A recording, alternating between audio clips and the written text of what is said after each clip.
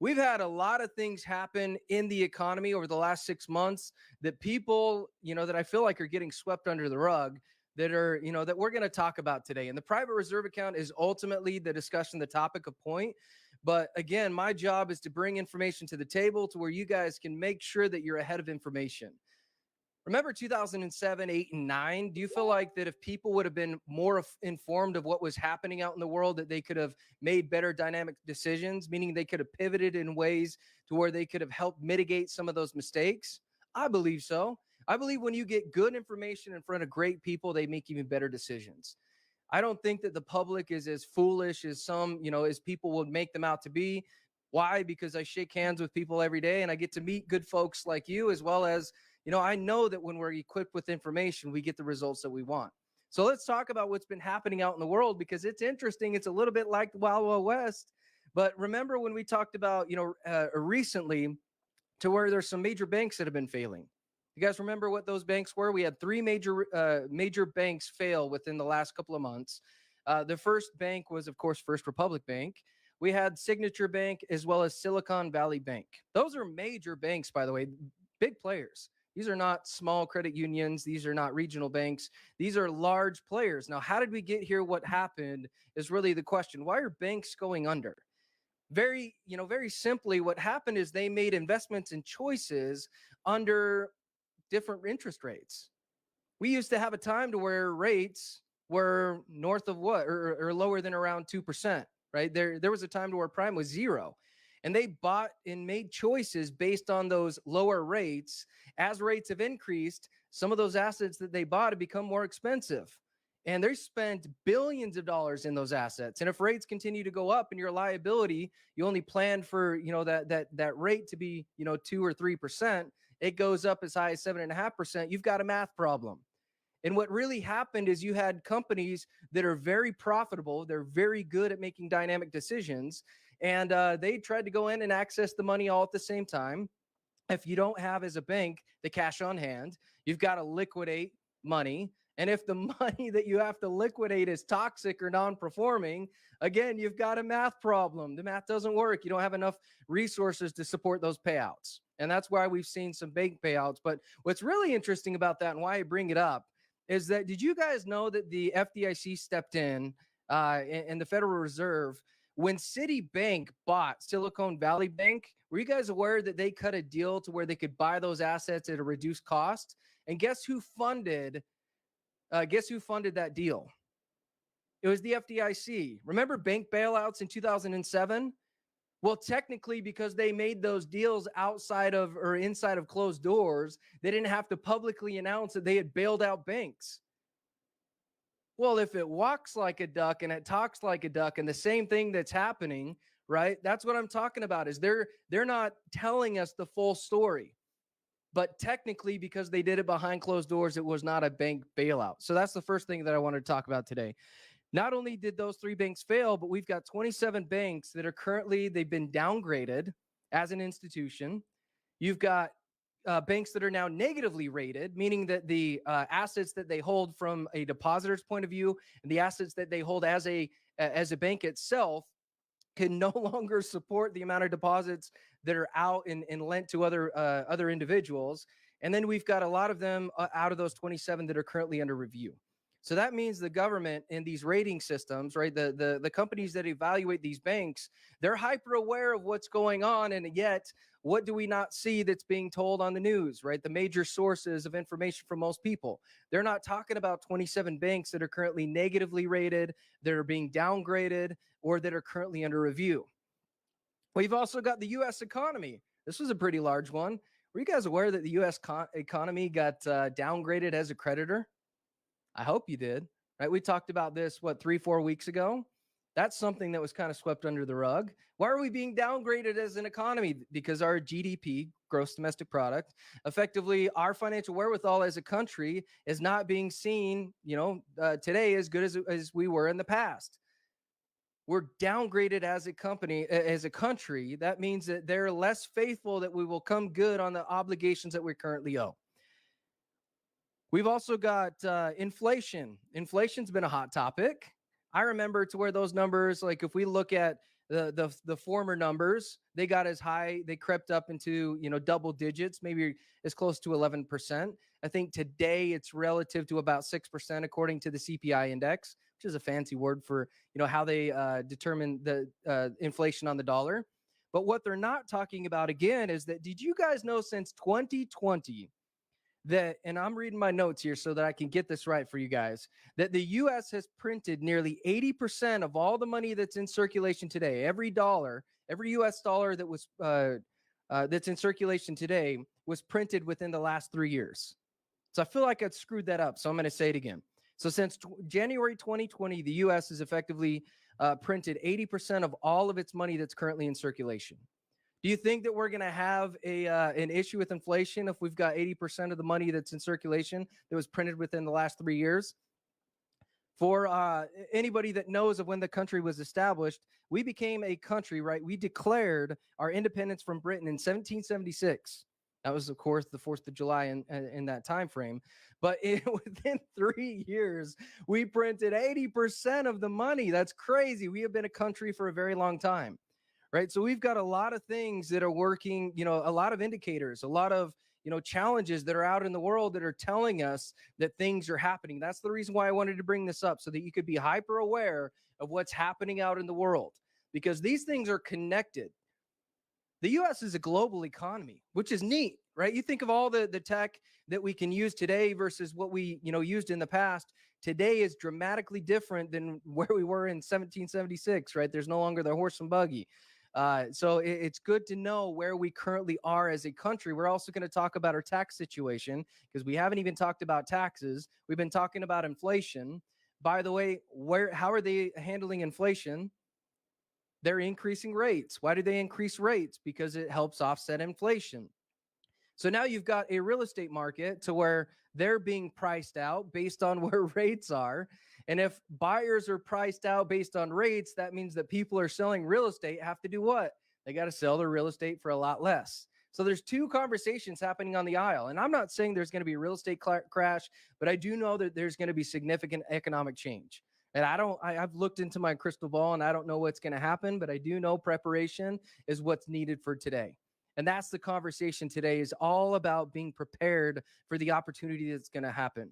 So if you're aware of something, you can dynamically make those changes to when the impact happens, that you're at the front of the line to take advantage of those opportunities. So if, again, if prices are going to dwindle, right, or people have to offload real estate for less than they bought it for, that's a math problem. Or the other side, to where maybe, there's not enough inventory to where people are going to hold on to it. I hear you, but people still have to live somewhere, and rates are very high. If you're trying to build a home, you got to have a lot of money, right? You got to have the financial wherewithal to build homes. And that's, again, it's kind of a math problem. So as we jump into the presentation today and we talk about the matter at hand, the private reserve account is one of those tools that's designed to get us in preparation mode. It's also designed to help us shelter our income, or rather the money that we take from these accounts from our tax liability. So this source is considered non-reportable income. So I want you to keep that at the forefront of your mind as we go through this information, because as we look at any cornerstones of a good growth product, or what we want to look at from an investment point of view, right? It's going to have 4 different characteristics that you want included in any investment decision that you're making. If you're going to put money into something, it demands growth. It demands growth now today more than ever. Inflation is well above 3%. Historically, it's been close to around 3%. Today, it's north of 6%. Of course, we talked about some of those numbers. So if your money is not at least making 6%, what's happening to your buying ability? It's being depleted every single day by something that's a little bit outside of our control for most people. That's why you have to have your money in a place to where you can outpace inflation and grow it in a significant way. But you also want it to have a safety feature. Anybody lose money in 2007, 8, and 9? My father, right? My father lost a ton. He retired the year prior to the market crash. It was terrible. I mean, I love my father. He's my hero, right? He's a man that I love more than, the life itself. He's taught me a lot of good, it's just taught me a lot in life and in values. But what happened is when he retired, the market crashed. He lost 40% of his life savings virtually, overnight. If you lose 40% of your assets the year after you retire, do you stay retired or do you likely go back to work? Or maybe you retire in a lifestyle that's dramatically different than you ever planned for. So instead of going to see the beaches of the world like you had planned, you now are stuck stateside. And instead of going to see your grandkids 10, 11, 12 times in a year, you only see them during major holidays. Or the other side that we kind of alluded to, you go back to work, excuse me. You go back to work and you work 10 to 12 years longer than you ever expected. Have you guys ever seen somebody that's ready to retire? Is it kind of like they're ready to exit prison? Even if they love their job, right? They've got the calendar up, they're striking off the days, and they're like, man, I only got, 30 days left until I'm out of this prison, right? That's what happened for a lot of people is they exited the workforce and then they had to go back in. Can you imagine what that did to the psychology of that person? This is why this membership is so important, is that you get into a mode of preparation to where even if something does happen, you're prepared for the negative side of it, and you're prepared for the positive sides. Tax-free advantages. I alluded to taxes and where they're currently at. This is always a fun conversation, and I can see a lot of the comments in the chat, and I want you guys to comment. Do you guys feel like today that taxes are high, or do you feel like they're low? Go ahead and type that in the chat for me. I'll wait here just a second.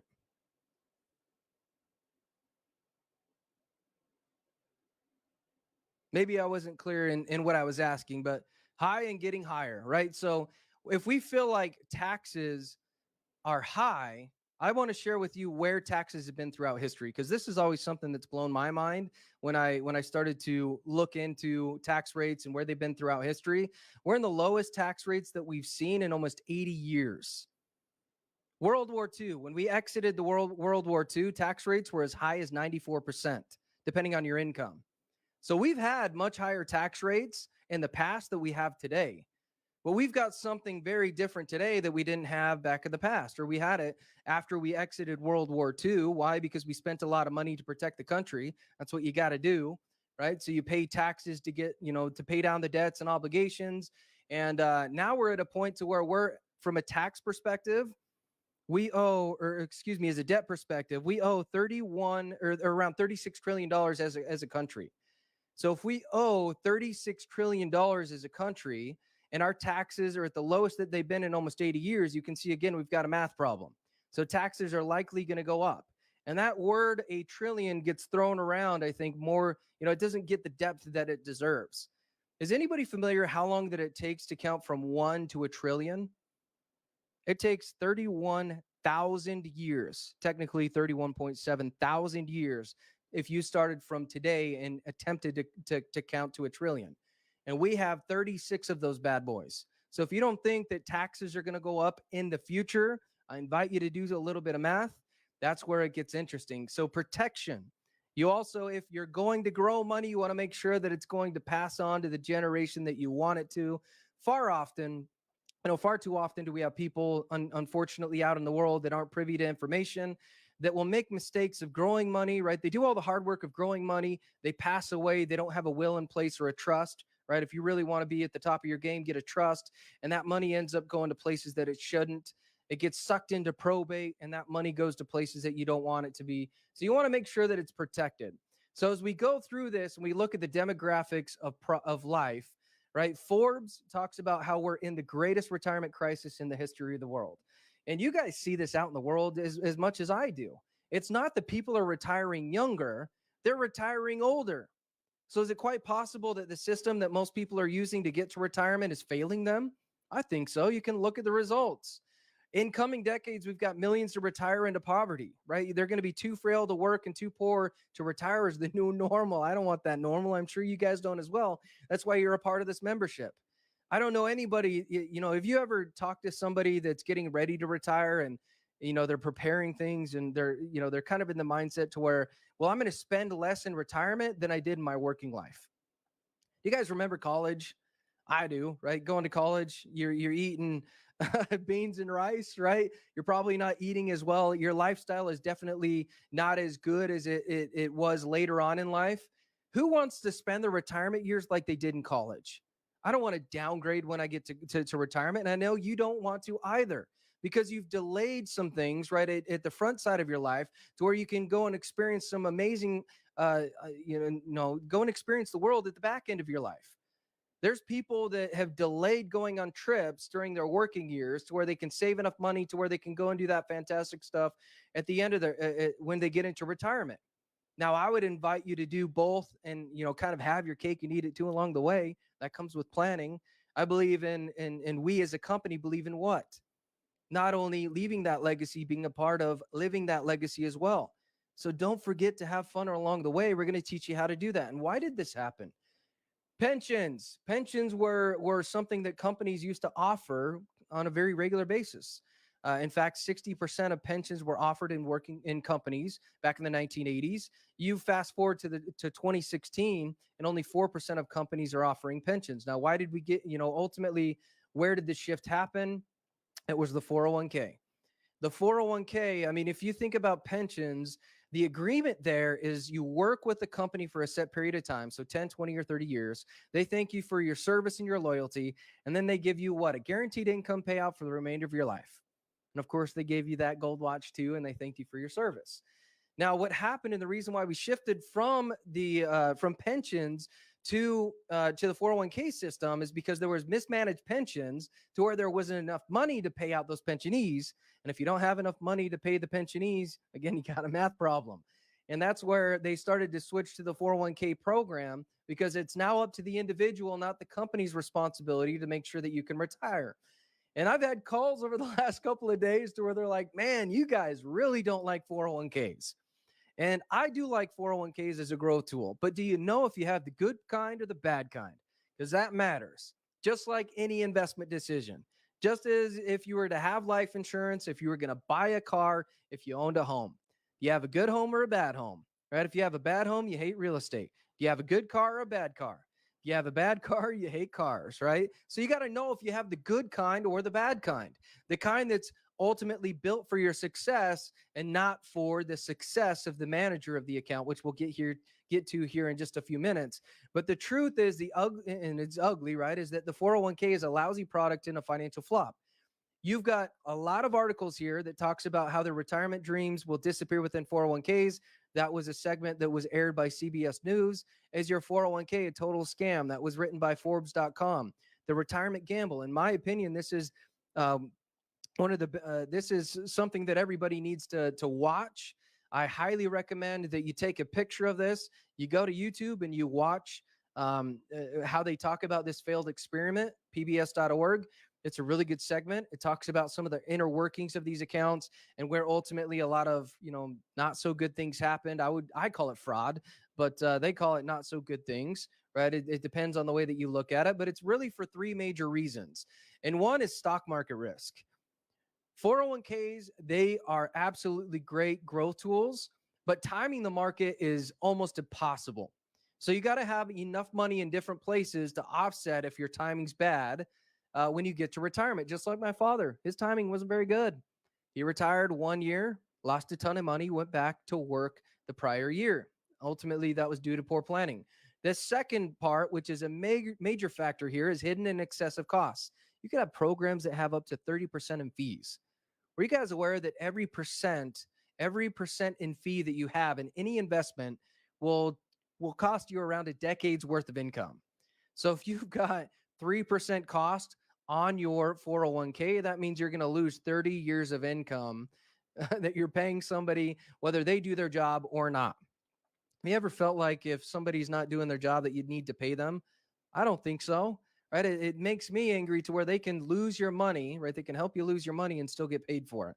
It's bizarre. But tax risk as well. The government is not good at balancing their checkbooks. They're not known to spend less when they issue their budget for the year. They do what? They vote every single year to increase their budget allowance, and they overspend. Well, eventually creditors knock on the door and they say it's time to pay the piper. How are they going to adjust that obligation, right? The amount of money that they currently owe. Historically, they've shown they're going to increase taxation. And if your 401k money is what? A deferred asset. That means the balance that you have in your 401k Has nothing to do with how much money you grow in it. It has everything to do with what? The tax system at the time of your distribution, and ultimately who votes in the tax system. It's not you or I. I wish it was, because I would vote for zero, right? I'd vote for a 0% tax bracket. And you can ultimately get to a 0% tax bracket with some thought and, a methodical approach to where you hold and house money. But if it were up to me, we'd pay no tax on our money whatsoever. But ultimately it's not. So you got to figure out, are you okay with having your money at risk by somebody else that controls your financial outcome? So the retirement gamble, this is the way that most people look or have viewed the retirement gamble. First, use pre-tax dollars to invest in a company-sponsored 401k. Contribute as much as possible and receive a limited match from your employer. Also, that you can fund your retirement and pay taxes later. We talked about that. This post-pension era mindset has been burned into the American psyche. How do I know that? Because I grew up with it in my education system. I grew up in the most southern part of Utah. I spent the better part of my childhood in a trailer, and we were in a low income housing. And they always talked about, you got to do what? You got to get an education, go to college, also that you can get that good job, and then they're going to have a great employer sponsored program. Which there are good employer sponsored programs. You just got to know if you have the good kind or the bad kind, but never fund above the match. Why? Because it's very simply playing, we'll talk about it here in just a minute. I kind of alluded there, but it's possible that this is exactly what you should not be doing. So the rules have changed. It's about saving and using after tax dollars and pay taxes on the seed, not the harvest. If you can control the amount of tax that you pay on your money, it's going to make it to where you can start to plan with more certainty on the amount of money that you're going to have at a later time. Because you don't have to factor in, well, is the government going to make a good decision or a bad decision with where taxes are heading? Are they going to figure out a better way, eliminate some programs that have no use, take care of their own debts, or am I going to be responsible for it? Or ultimately, will my children be responsible for it? Right? So if you can eliminate and pay tax today, again, taxes are the lowest they've been in 80 years. They're not guaranteed to stay here. But if you can pay them now, you're guaranteed to save money on where taxes will head in the future. So stay away from your company 401k plan if they don't provide a matching contribution. Why add money to something that's not giving you value? Never send extra money to your 401k above your company match. It's very simply locking your money inside of a system that you can't access till you're 59 and a half. Why do that? And overfunding your 401k is like playing Russian roulette with your retirement. I mean, that's kind of horrifying, isn't it? Russian roulette, I am sure that everybody understands what that is, so I'm not going to go through the explanation. But ladies and gentlemen, this is a fantastic book. I highly recommend that you read this. It's called The Tax-Free Retirement Plan. Mr. Patrick Kelly is very good at articulating the reasons behind this ideology. I highly recommend that you research the book Power of Zero, because it goes through a lot of the thought process that we're talking about as well today. It's the gentleman, the David McKnight, the guy that created the Power of Zero. He interviews a gentleman called David M. Walker, and Mr. Walker was he was the comptroller general for the U.S. under the Clinton and Bush administration, which is, he was a CPA, right? Let's just use plain terms. He was the CPA for the USA under the Clinton and Bush administration. So he knows the inner workings and the guts of the US like nobody else. And he talks about how, again, you guys all agreed that taxes are going to go up. And he gives you the reasons that it's no longer an opinion, but it's a math problem. Fantastic read. But guys, the investment options that are available to us today, and I'm right at 30 minutes, so we're going to end here quick here. But here are the investment options in the way that the government currently looks at assets. You've got tax now, which will include anything that you don't have any type of tax bail over. So think of this like if you've got a brokerage account, an account that's not held in an IRA of any sort, right? Whether it's a traditional or a Roth. If you pay tax now, how do you know? You get a love letter from the government every single year in the form of a 1099. That is a telltale sign that I don't have any type of tax veil or any, I'm paying taxes every single year. We call that the $1 million mistake because you're not able to reinvest your gains every single year. We've got the tax later column here. This is this for a very long time was a very good, it's been an incredible option, not even a very good option. It was an incredible option for many years. Think about when we exited World War II. Tax rates, depending on your income, was as high as 94%. So if I don't want to pay taxes at 94%, I'll defer them. But now we're at the opposite side, right? The bet was that taxes are here, they're going to go here. Well, now they're here. Where are they likely to go? That's why the tax never bucket is critical to this success. The private reserve account you can see is included here. Roth IRAs, they've got annual limits. The private reserve account is a fantastic retirement vehicle. If you had the choice, which one would you choose? Also want to throw this out here as well, is that tax never, when you pass it on to your inheritors, they don't inherit a tax bill. So they get the true dollar for dollar amount. So we all remember the crash of 2008. I've talked about it a couple of times, so I'm not going to throw more salt in the wound. But guys, the effects and the risk, effects of losing money in your retirement account and the effects of risk, I do want to drive this home for just a moment as we conclude here, because if you've got $100,000 and you take a 10% loss, that means the new balance in that account is $90,000. How much would you need to gain to get back to get even? You can see it's plain as day, 11.1% return, right? To get back to where you were the year prior. Let's go down here to the middle. Let's say you take a 25% loss in a single year. Your new balance, rather than $100,000 because you lost 25,000 of it, the new balance is 75,000. What rate of return do I need on $75,000 to get back to 100 grand? That's 33%. That's a large number, excuse me. Well, what if you take a 40% loss like we saw in 2008? It's a very real number. It's happened in the past.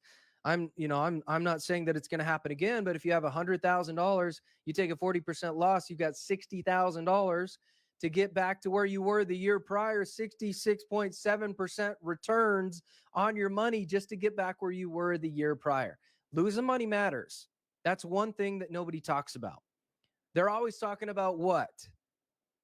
The average rate of return. Do you know who average rate of returns are good for? Marketing companies. Because they get to say, well, during bad times, we had an average rate of return of X. That's really good for marketing companies, very bad for anybody that's looking at their bottom line. Because you can see if I lose money, it takes a lot more rate, it takes more time, or it takes a higher rate of return to get back where I was simply the year prior. So guys, as we kind of fly through some of this, as we're concluding here, the retirement miracle, there's 5 reasons to start saving in the new way with the PRA. Number 1 is safety. Nobody wants to make money and lose it, the day after. And sometimes, depending on your age, it hurts more to lose money than it does to make money, because we no longer have the amount of time to make up what we lost in those prior years. Tax-free. The money inside of your PRA will grow tax-free. It's considered non-reportable income. So as you take money from it, it doesn't count against your bottom line. It's not treated as ordinary income. You've got accelerated living benefits. It allows you to use your money today and not having to wait till you're the age 59 and a half. We've got people that have used their private reserve accounts to get into other opportunities, buy up real estate, participate in land banking, buy a business, or buy materials for the retail shop. Right? That's where the money grows, and you have access to it to make those dynamic decisions to get to ultimately to be prepared for that opportunity. Triple compound interest, interest on the principal, interest on the interest, and interest on the money that's saved in taxes. Guys, this is a graph that talks about how zero is your hero. If you don't lose money, if you never have to go backwards and you always go forwards, as we look at this from just kind of a plain point of view, if I have $100,000, even when the market goes down, if I maintain that balance because I had an 8% up, credit the year prior, I would have maintained that $108,000 balance. And you can see the result here. If I don't go backwards and I go upwards, when there's growth in the economy, there'd be a $113,000 difference rather than $104,000. And the 4 cornerstones that we talked about, we need to have growth, safety, tax advantages, and protection. We've got all types of investments up here. All types of investments up here. Do you notice that most of these have red X's? That's where, the alarm in your brain should be going off. That's what happens to me. It's like all these red flags. I see red X's. Let's talk about red flags. They're popping up everywhere. And it's like, goodness, why do all of these types of investments have some components but not everything? Well, that's for you to decide. And I'm not saying that they're bad. I'm saying that the money that you hold and the manner in which it earns is important. Do you know if you have enough money in each one of those buckets to offset your tax obligation in the future? Have you done planning? The adage is what? Failure to plan is a plan to failure. You can look at all these different asset classes. There's only one that meets all four of these growth, safety, advantages from a tax perspective, protection if you were to pass away. That's the private reserve account. And guys, the time is now. It's more important now than ever, I think, throughout our history. I've talked about all these uh, indicators that are happening on out in the world. All of what's going on, from banks to what's been going on with the country itself to where inflation's at. I mean, we've covered a lot of ground here.